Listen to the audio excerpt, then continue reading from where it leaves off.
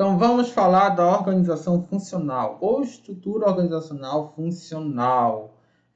Na aula anterior, tá aqui no canal, nós falamos da estrutura linear, que aqui é um organograma representando linhas diretas de autoridade e comando.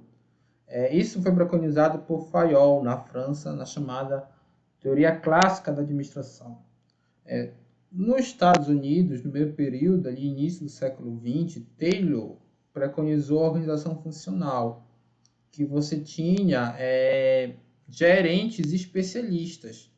E aí, que são as funções de cada gerente, e aí os subordinados teriam que se reportar, dependendo das suas dúvidas ou da situação, ao especialista naquela área, tá? Então, ficaria cada subordinado com vários líderes. Quanto mais líderes tivesse, aí, mais setores tivesse a organização, mais pessoas eles teriam que se reportar, dependendo aí da dúvida. É uma diferença de Taylor para Fayol. Taylor é a administração científica. Ambos fazem parte da chamada abordagem clássica da administração. Surgiram quase no mesmo período, início do século XX. Então, qual a característica geral dessa organização funcional? A autoridade é funcional, tá? A autoridade é relativa, baseada na especialização, como eu falei ainda há pouco. A autoridade do conhecimento. Então, se eu estou aqui e estou com uma dúvida de marketing, eu vou me reportar para esse gerente. Se eu estou com uma dúvida de produção, é esse. Se estou com uma dúvida de RH, poderia ser um terceiro aqui. Então, é baseada no conhecimento. São gerentes que vão ser especialistas em cada setor e vão ter, portanto, autoridade. Cada subordinado vai se reportar muitos superiores simultaneamente. Então, diferente da organização linear que nós vimos anteriormente. De acordo com a especificidade de cada um. Nenhum superior tem autoridade total sobre o subordinado, apenas parcial. Linhas diretas de comunicação. As comunicações entre os órgãos ou cargos são efetuadas diretamente, sem a necessidade de intermediação. Então, lembre-se como eu falei na aula anterior. Se eu estou com uma dúvida do setor, eu trabalho nesse setor aqui, eu estou com uma dúvida do outro setor, tenho que me reportar para esse meu chefe, depois ele vai entrar em contato com esse outro. Então, se isso aqui for muito grande, a estrutura organizacional, pode ter uma longa distância aí para comunicação. Aqui não, aqui a comunicação é mais direta, tá? Busca maior rapidez em diferentes níveis. As decisões são mais descentralizadas. Decisões delegadas a órgãos ou cargos especializados que possuem conhecimento necessário para melhor implementá-las. Tem uma ênfase na especialização. Então, o Taylor, ele tem essa ênfase, né? Taylor, tarefa, especialização. Tem também aula aqui no canal. Lembra lá do filme do Tempos Modernos, do Charlie Chaplin. Então, a organização funcional baseia-se no primário da especialização. A especialização do trabalho, com todos os órgãos, cargos, em todos os níveis da organização. As responsabilidades são delimitadas de acordo com especializações. E essa estrutura organizacional tem algumas vantagens. É o máximo de especialização nos diversos órgãos ou cargos.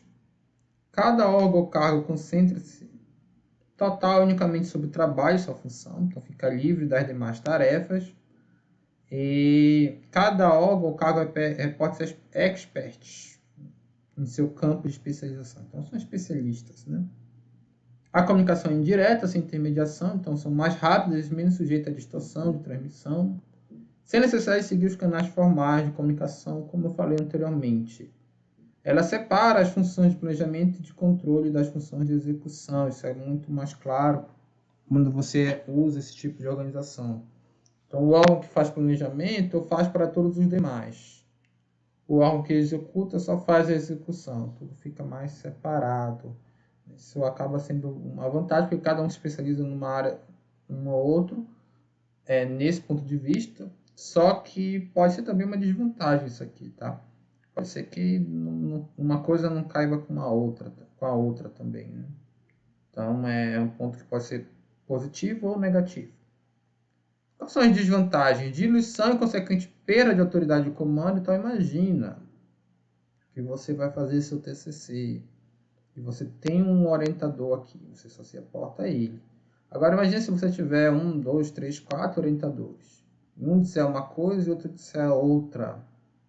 Você vai ficar confuso, o trabalho não vai fluir, e eles podem até entrar em conflito entre si. Então, muito problemático esse tipo de estrutura organizacional por conta disso. Tá? Você não tem aí uma disciplina, subordinação múltipla. Né? E aí, quando o negócio está errado, de quem é a culpa? Muitas vezes o trabalho ele não se limita somente a uma das áreas. Né? Imagina se ter sido tudo errado porque você teve vários orientadores. Um ia jogar a culpa pro outro, claro, todo mundo ia jogar a culpa em você, mas se caísse no colo deles, um ia jogar a culpa pro outro. Sobreposição de funções pode fazer o subordinado procurar orientação de especialista menos indicado para o problema, porque nem sempre é uma caixinha, né? Na prática nem sempre funciona nas empresas, cada um no seu quadrado. Às vezes você tem competências que não necessariamente formalmente, mas informalmente seriam comuns e necessitariam de um diálogo. Isso nem sempre acontece, tá? Isso nem sempre acontece. Por isso que tem sobreposição de funções. Nem sempre os órgãos ou cargos sabem exatamente a quem recorrer para resolver determinados assuntos. Então tem uma perda de tempo e confusão. Né? No caso da estrutura linear, qualquer assunto você sabe quem é seu chefe. No caso da estrutura funcional, não. Você tem que primeiro pensar qual é o problema, para depois ver quem é que vai resolver. E isso pode ser muito complicado. Tendência à concorrência entre os especialistas. Então, os próprios gerentes vão concorrer entre si.